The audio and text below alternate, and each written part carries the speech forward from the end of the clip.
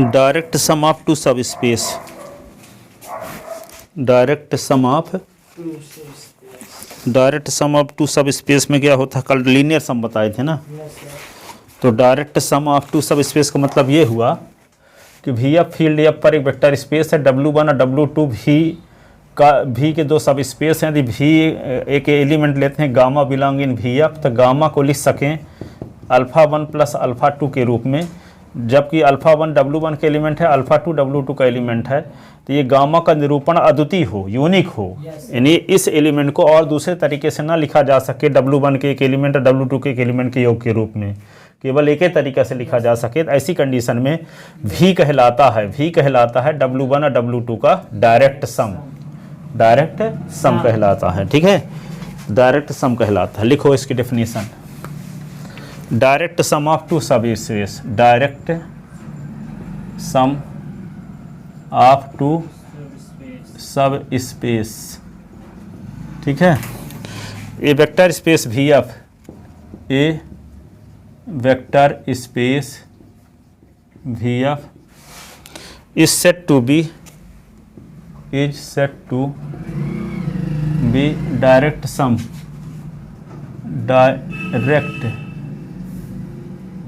Of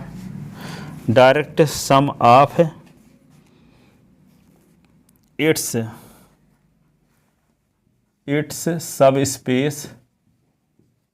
सब space W1 and W2,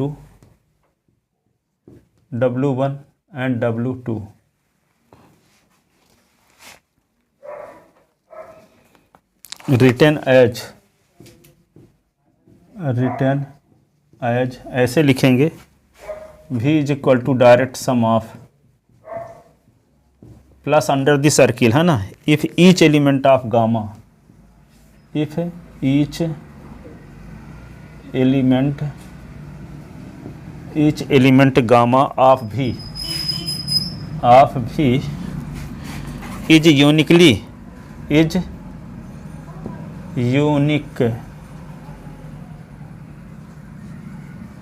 uniquely expressible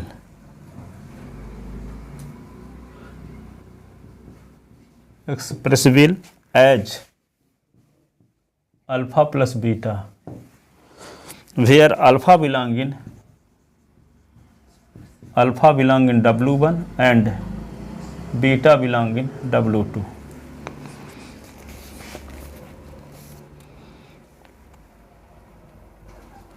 That is, as sum of an element of W1, as sum of an element of W1 and an element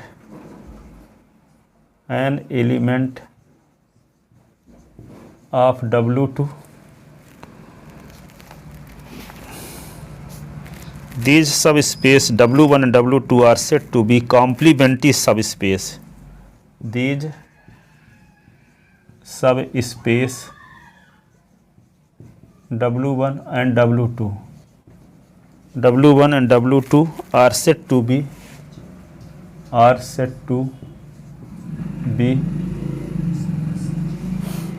complementary subspace. Complementary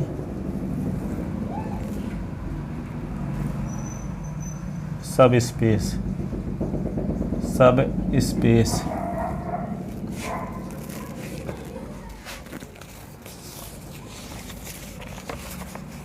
Complementary subspace.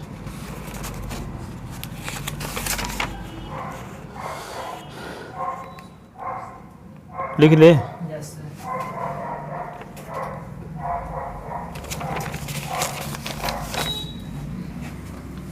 एक simple सा question लिखो।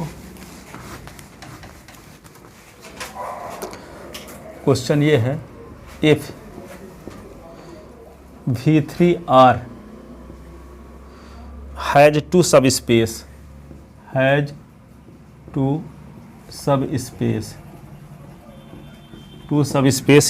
जो पहला सब space है जिसको W1 कहते हैं, इसके एलिमेंट इस टाइप के हैं A, 0, C such that AC belong in R और W2।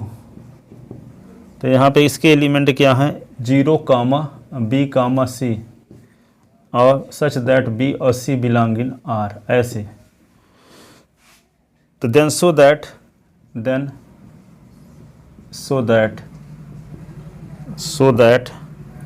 V is equal to linear sum of W1 and W2 and V3R is not equal to direct sum of W1 and W2। ये V3R direct sum नहीं है W1 और W2 का, linear सम है, ये दिखाना है। तो let alpha beta gamma alpha is equal to ABC belong in V3R, ठीक है ना। V3R का कोई एलिमेंट लेते हैं तो इस पर हम लिख सकते हैं ABC को इस प्रकार से A और 0C/2 प्लस 0 और BC/2, ठीक है। तो यहाँ देखो इसको, ये किसका एलिमेंट है, सेकंड कंपोनेंट 0 है तो W1 का एलिमेंट है, और ये फर्स्ट कंपोनेंट 0 है तो W2 का। तो ये एलिमेंट W1 और W2 के योग के रूप में व्यक्त हो रहा है कि नहीं। एक W1 का एलिमेंट है, एक W2 का एलिमेंट है, लीनियर सम का एलिमेंट है कि नहीं है। तो belong in linear sum of W1 plus W2 where यहाँ पे A और 0C/2 बिलोंग इन W1 और 0 और B और C/2 बिलोंग इन W2, ठीक है।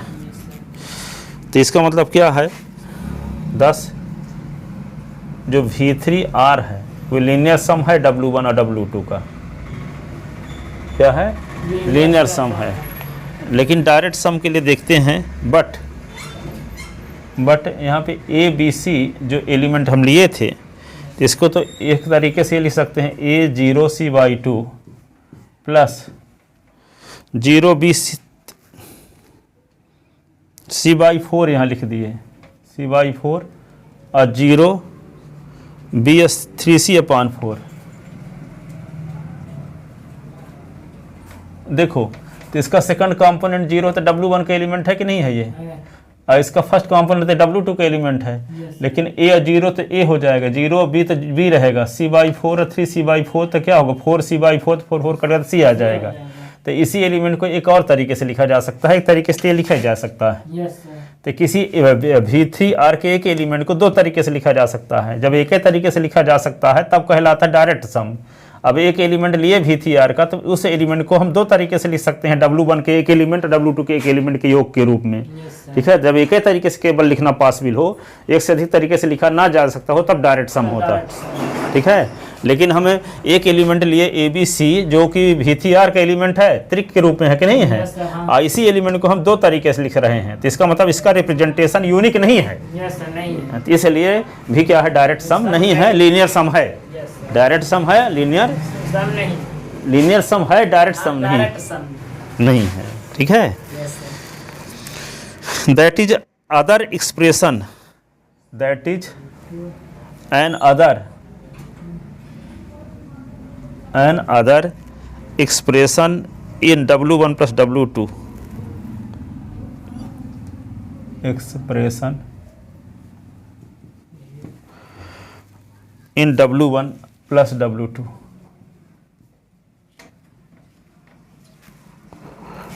So the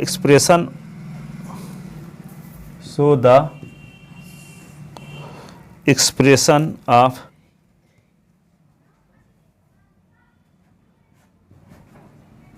ABC is not unique, दो तरीके से लिखा जा रहा है ना। That is V3R is not direct sum of W1 plus under the circle W2, direct sum नहीं है, लीनियर सम है, लीनियर सम है।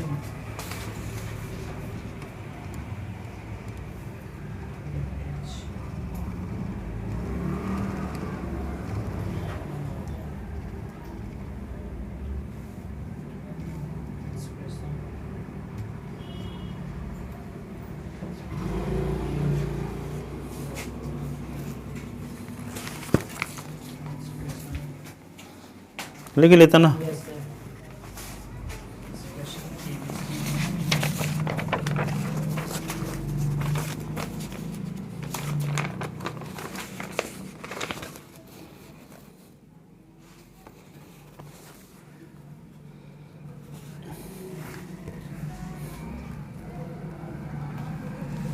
एक थ्योरम देखो,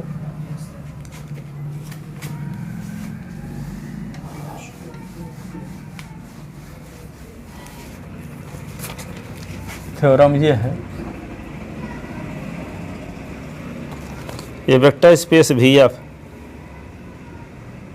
ए vector space V F is direct sum of its is direct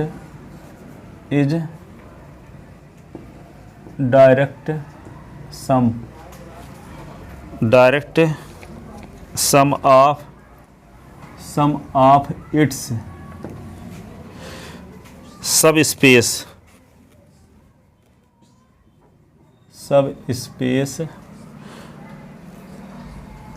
W1 and W2, that is V is equal to W1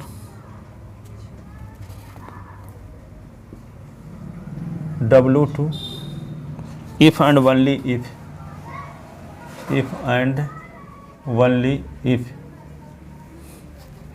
number first V is equal to linear sum of W1 and W2, and number second W1 intersection W2 is equal to singleton set 0।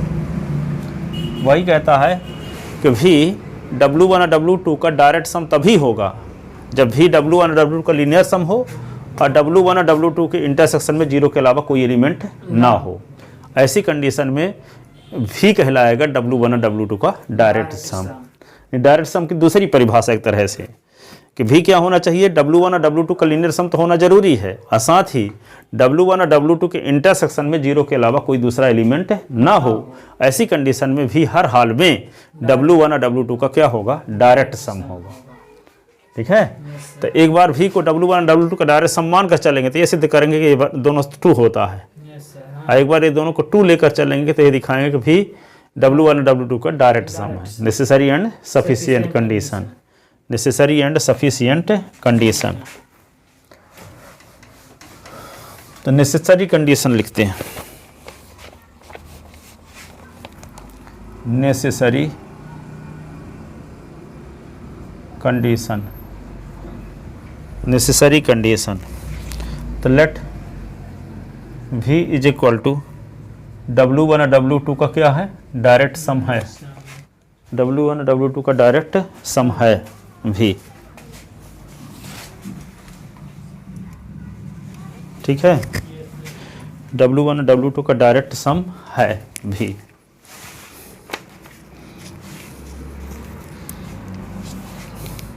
then each element of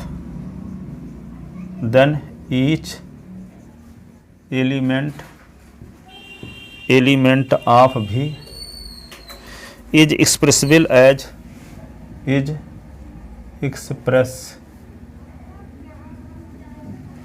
expressible uniquely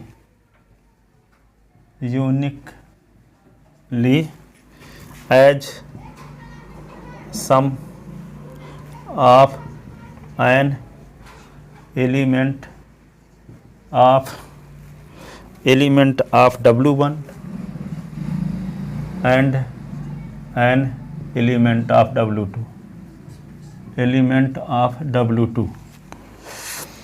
therefore V is equal to W1 plus W2। यदि direct sum है तो निश्चित रूप से V का हर एक सदस्य W1 के एक एलिमेंट W2 के एक एलिमेंट के योग के रूप में अद्वितीय प्रकार से लिखा जा सकता है। ऐसी कंडीशन में भी W1 W2 का लीनियर सम होवे होप करेगा, ठीक है, होवे होप करेगा। इज सेटिस्फाइड, ठीक है। अब now for let W1 intersection W2 is not equal to 0, not equal to 0 मान कर चलते हैं, then there exist alpha is not equal to 0 belong in W1 plus W2, W1 intersection W2। ये मान कर चलते हैं कि सिंगलटन सेट 0 नहीं है, इसका मतलब नॉन जीरो एलिमेंट भी इसमें होंगे। ये मान लेते हैं कि W1 और W2 के इंटरसेक्शन में 0 भर एलिमेंट नहीं है, कुछ और एलिमेंट है नॉन जीरो भी, तो मान लेते हैं वह एलिमेंट अल्फा है जो 0 के बराबर नहीं है और इंटरसेक्शन में बिलोंग कर रहा है। ठीक है, इसका मतलब कि 0 के अलावा भी कुछ एलिमेंट हैं, तो इसीलिए अल्फा को माने हैं 0 के अलावा। Alpha is not equal to 0 belong in non zero element है अल्फा। ठीक है, W1। ठीक है, तो इसका मतलब जब अल्फा इंटरसेक्शन के एलिमेंट है तो अल्फा W1 में भी रहा होगा और W2 में भी रहा होगा। W1 and alpha belong in W2 होगा। thus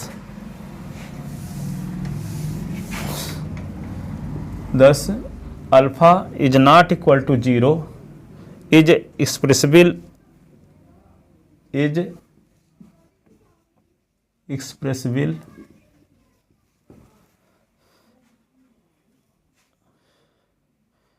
in at least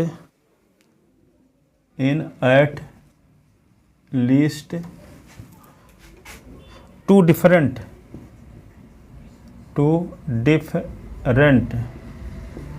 different ways, as कैसे, as the sum of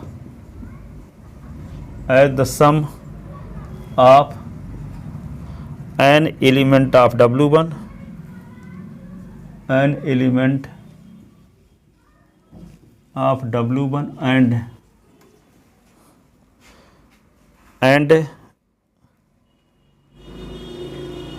an element of W2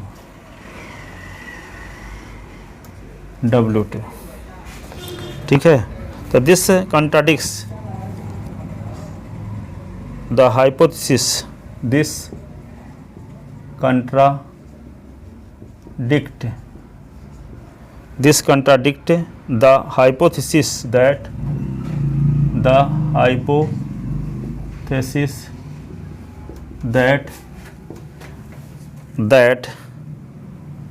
V is equal to W1 plus W2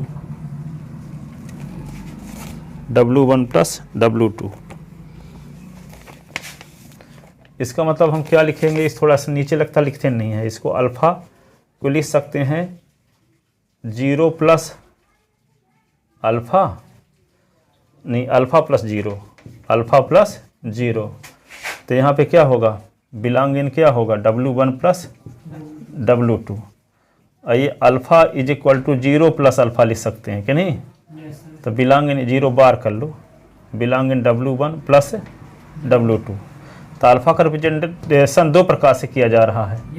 ठीक है, जो नॉन जीरो एलिमेंट लेते हैं intersection का, इस alpha को हम दो प्रकार से लिख सकते हैं, एक अल्फा प्लस 0 लिख देते हैं, अल्फा किसका एलिमेंट है, W1 का प्लस W2 का।